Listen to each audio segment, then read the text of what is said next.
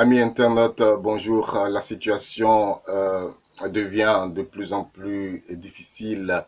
Voilà, depuis cet après-midi, une information avait été donnée à la presse nationale et internationale pour une déclaration qui devait être faite au domicile du président du Conseil national de la transition, son Excellence Monsieur Henri Konan-Bédié. Alors, lorsque les journalistes sont arrivés sur les lieux, il était midi par là et les éléments de force de l'ordre ont fait éruption dans à la résidence bien sûr de l'ancien chef de l'État. Et donc, euh, l'objectif était de l'arrêter. Selon les informations que nous avons pu avoir, déjà, il faut dire que sur les lieux, on voyait ça déjà sur les réseaux sociaux, vous avez dû certainement voir ces images où il y avait les militants partout, donc ils ont dû certainement replier. Et selon des sources, les éléments de force sont venus avec des échelles pour escalader le mur de la résidence de l'ancien chef de l'État et ils ont présenté un mandat d'arrêt. Donc, il a décidé de ne pas bouger. Le chef de l'État, le président du Conseil national de la transition a décidé de ne pas bouger selon les informations que nous avons reçues, de ne pas bouger. Si on devait le tuer, qu'on le tue sur place parce que lui, il n'est pas prêt à aller avec eux. Alors, ils sont partis avec des leaders, le Premier ministre Afin Guessan, le ministre Assoadou et puis le secrétaire exécutif du PDCI, Maurice Kakoukayue, sont actuellement aux mains des éléments de force de l'ordre.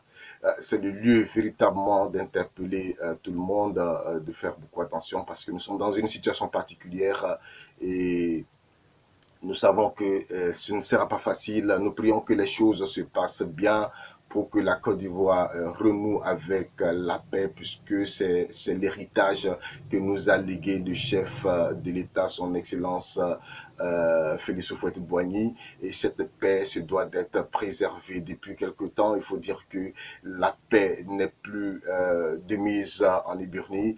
Et chaque fois, ce sont des tensions que nous sommes obligés de constater. Et cela n'est pas du tout intéressant. Il faut véritablement que cela prenne fin.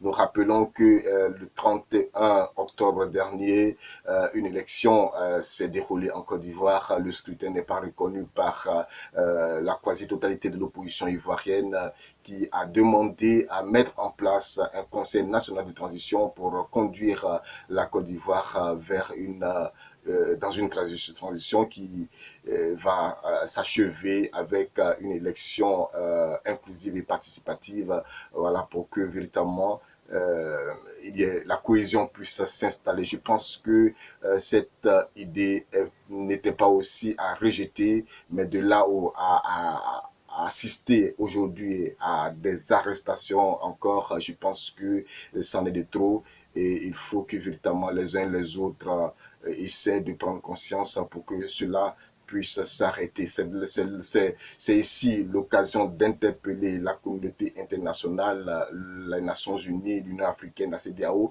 pour que véritablement ils jouent leur partition. Hier, les rapports sur les observations qui ont été faits ont été des rapports controversés de part et d'autre et les conclusions ne sont pas homogènes et on a l'impression qu'il y a quelque chose qui cloche.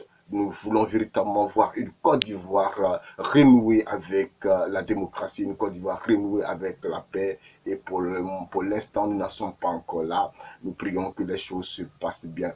Amis internautes, restez connectés sur Canal d'Ivoire. Nous vous donnerons toujours des informations. Nous allons toujours être à l'écoute pour vous, pour voir s'il y a du nouveau. Et nous vous donnerons toujours des informations au fur et à mesure. Merci.